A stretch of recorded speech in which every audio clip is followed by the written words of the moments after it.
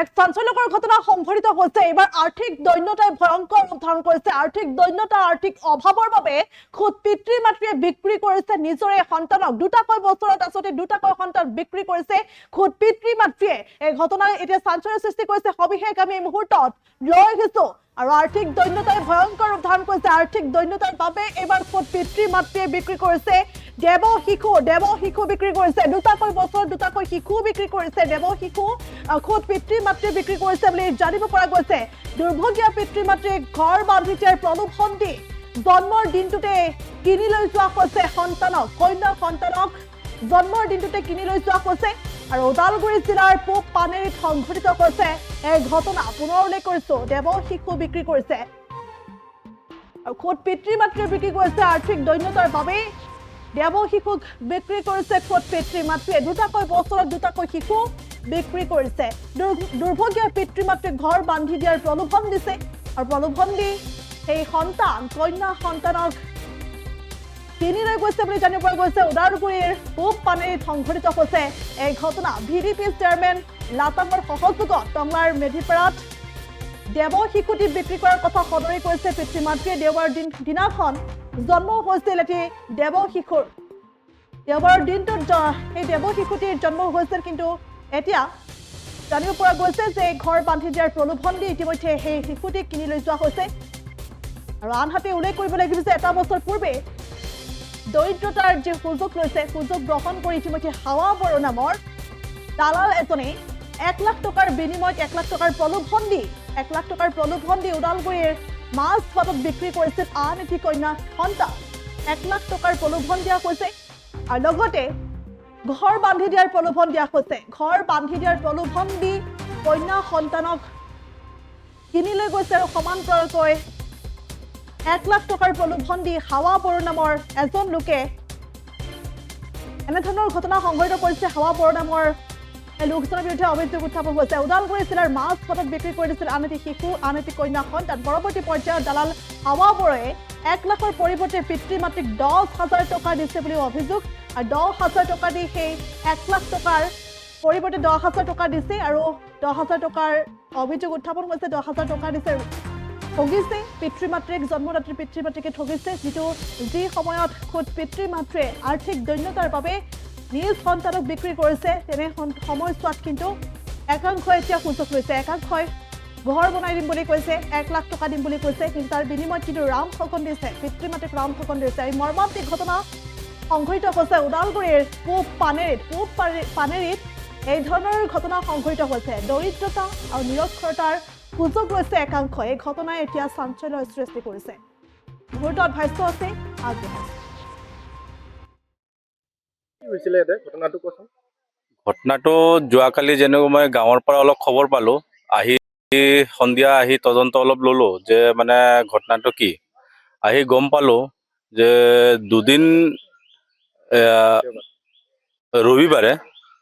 ৰবিবাৰে যি বাচ্চাটো ৰাতিপুৱা ভাগত জন্ম হ'ল, জন্ম হোৱাৰ পাছতে বাচ্চাটোক মানে ইয়াৰে লাটাং বুলি কোৱা ব্যক্তি আৰু ভিডিপি ছেক্ৰেটাৰীয়ে তেওঁলোকে মানে মিডলমেন হৈ পেলাই যি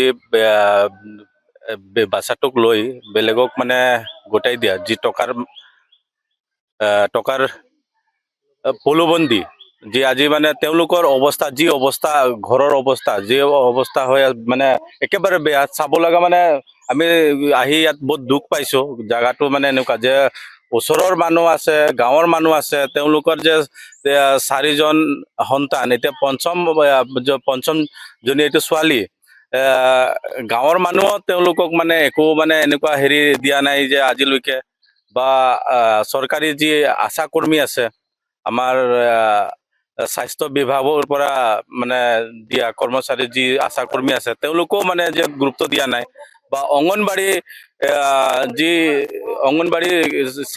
চেণ্টাৰৰ পৰা যি মানে তেওঁলোকক যি ছাৰ্ভে কৰিব আহে, সৰু বাচ্চাবিলাকক যি খাদ্য বা মাকৰ হেৰি দিয়ে, তেওঁলোকৰো মানে ছাৰ্ভেত মানে এই পৰিয়ালটোক অহা নাই। যে পঞ্চম যি থাকিবলৈ ঘৰ নাই, পঞ্চম সন্তান যে জন্ম দিব, তেওঁলোকক একো মানে সজাগতা দিয়া নাই।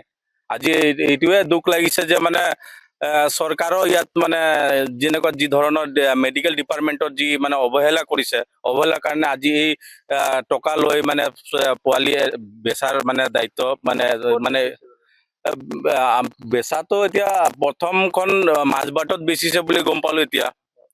প্ৰথম মানে এইটো আপোনাৰ চতুৰ্থ সন্তান আগতে এটাও বেচিছে যোৱা বছৰে আৰু আমাৰ মাজবাটত, আৰু এতিয়া গম পালো দেওবাৰে গম পোৱাটো আমাৰ টংলাত দিয়া বুলি গম পালো।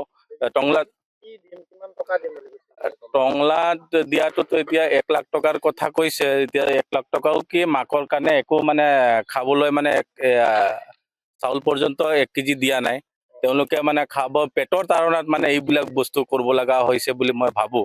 কাৰণ যি ধৰণৰ মানে তেওঁলোকৰ বসবাস কৰি আছে ইয়াত, তো চাই অলপ মানে ক'ব লগা, মই এই ভাষাটো মানে ক'ব পৰা হোৱা নাই, মোৰ ওলোৱা নাই এতিয়া, যে যি অৱস্থাত আছে। তো চৰকাৰক মই BTR গভৰ্ণমেণ্টে হওক বা অসম চৰকাৰে হওক, আৰু যি ধৰণৰ আমাৰ BTR গভৰ্ণমেণ্টে হওক বা অসম চৰকাৰে হওক, যি ধৰণে CWC মানে তেওঁলোকৰ যি NGO হওক বা কিবাই হওক, যি ধৰণৰ মানে ফাণ্ড পুঁজি দিয়ে, তেওঁলোকে এটা ইনিচিয়েটিভ হ'ব লাগে যে যোৱাকালি গম পোৱা মতে CWC মানুহ আহি গ'ল ইয়াত, কেছ ৰেজিষ্টাৰ কৰিলে। এই পৰিয়ালটো CWC অফিচলৈকে ওদালগুৰি যোৱালৈকে তেওঁলোকৰ মানে আনকি ইয়াৰ পৰা টংলা যোৱাৰ ক্ষমতা নাই, তো ওদালগুৰিলৈকে কি ধৰণৰ যাব? না চাইকেল আছে, না গাড়ী আছে, না ইয়াৰ পৰা ওলাই যোৱাৰ কিবা ব্যৱস্থা আছে, না তেওঁলোকৰ হাতত নাই মানে টকা আছে। আজি টকা থাকা যেন হ'লে তেওঁলোকে বাচ্চাটোক বেলেগক বিক্ৰী বা কোনোবাই প্ৰলোভন দি মানে এনেকুৱা লোভ দিলেও তেওঁলোকে নিদিলে হয় চাগে।